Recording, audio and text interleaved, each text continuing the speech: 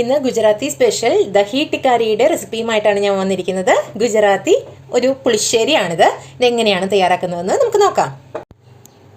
അതിന് വേണ്ടിയിട്ട് ഒരു മിക്സിയുടെ ജാറിലേക്ക് ഒരു 10-15 അല്ലി വെളുത്തുള്ളിയും അതോടൊപ്പം തന്നെ ഒരു 8 വറ്റൽമുളകുകളും ചേർത്ത് കൊടുത്തിട്ട് നമുക്ക് നന്നായിട്ടൊന്ന് ക്രഷ് ചെയ്തെടുക്കണം. ഇത് ഗുജറാത്തുകാരുടെ ഒരു സ്പെഷ്യൽ പുളിശ്ശേരിയാണ് കേട്ടോ. അതിന് വേണ്ടിയിട്ട് നമ്മളൊരു കടായി അടുപ്പത്തേക്ക് വെച്ച് കൊടുത്തിട്ടുണ്ട്. കടായി ചൂടായിരുന്ന സമയത്ത് നമുക്കതിലേക്ക് ആവശ്യത്തിന് വെളിച്ചെണ്ണ ചേർത്ത് കൊടുക്കാം. ഗുജറാത്തികൾ ഇതിൽ കടുകെണ്ണയിലൊക്കെയാണ് ഉണ്ടാക്കുന്നത്, പക്ഷെ നമ്മൾ വെളിച്ചെണ്ണയിലാണ് ഉണ്ടാക്കുന്നത്.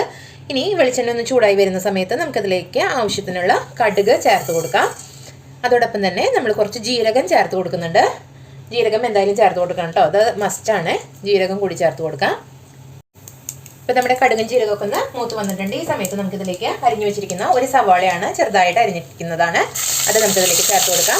വളരെ നൈസായിട്ടാണ് അരിഞ്ഞിരിക്കുന്നത്. ഇനി അതോടൊപ്പം തന്നെ ഇതിലേക്ക് 2 പച്ചമുളക് ചേർത്ത് കൊടുക്കുന്നുണ്ട്.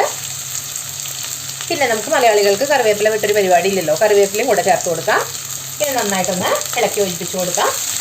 ചെറുതായിട്ടൊന്ന് വാടി വരണം കേട്ടോ. അത് നമ്മുടെ സവാളയൊക്കെ ഒരു ഇളം ഗോൾഡൻ നിറമായിട്ടുണ്ട്. ഈ സമയത്ത് നമുക്കിതിലേക്ക് ഒരു 1/4 ടീസ്പൂണോളം മഞ്ഞൾപ്പൊടി ചേർത്ത് കൊടുക്കാം.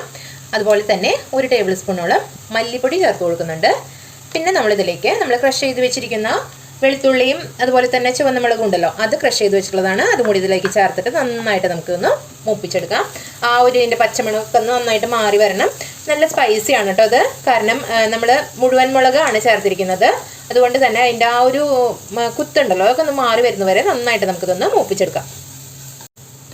നമുക്ക് മലയാളികൾക്ക് പുളിശ്ശേരി എന്ന് പറയുമ്പോൾ തൈരിൻ്റെ കൂടെ എപ്പോഴും നാളികേരം അരച്ച് ചേർത്തിട്ടുള്ളതാണ് നമ്മുടെ മലയാളികളുടെ പുളിശ്ശേരി. പക്ഷേ നമ്മൾ ഇതിലേക്ക് നാളികേരം ഒന്നും ചേർക്കുന്നില്ല. വളരെ എളുപ്പത്തിൽ തയ്യാറാക്കാൻ പറ്റുന്നു, അതേസമയം നല്ല സ്വാദിഷ്ടമായിട്ടുള്ളൊരു പുളിശ്ശേരിയാണിത്. നമ്മുടെ വെളുത്തുള്ളിയുടെയും അതുപോലെ മുളകിൻ്റെയും ഒക്കെ ആ ഒരു പച്ചമണം ഒന്ന് മാറിയിട്ടുണ്ട്. കുത്തൊക്കെ മാറുന്ന സമയത്ത് നമുക്ക് ഗ്യാസ് ഓഫ് ചെയ്യാം.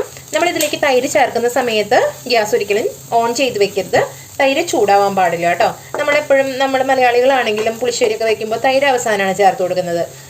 തിളയ്ക്കാൻ പാടില്ല എന്ന് പറയുമല്ലോ. തൈര് തിളച്ചാൽ അത് പിരിഞ്ഞു പോകുന്നതാണ് പറയുന്നത്. അപ്പോൾ ഇത് ഗ്യാസ് ഓഫ് ചെയ്തിട്ടുണ്ട്. ഇനി ഇതിലേക്ക് നമുക്ക് തൈര് ചേർത്ത് കൊടുക്കാം. നന്നായി ഉടച്ചെടുത്ത തൈരാണ് ഞാൻ ഇതിലേക്ക് ചേർത്ത് കൊടുക്കുന്നത്. ഇനി നമ്മളിതിൽ ഉപ്പ് ചേർത്തിട്ടില്ല കേട്ടോ. തൈര് ചേർത്ത് നന്നായിട്ട് ഇതൊന്ന് മിക്സ് ചെയ്തതിന് ശേഷം നമുക്കിതിലേക്ക് ആവശ്യത്തിനുള്ള ഉപ്പും കൂടി ചേർക്കാം.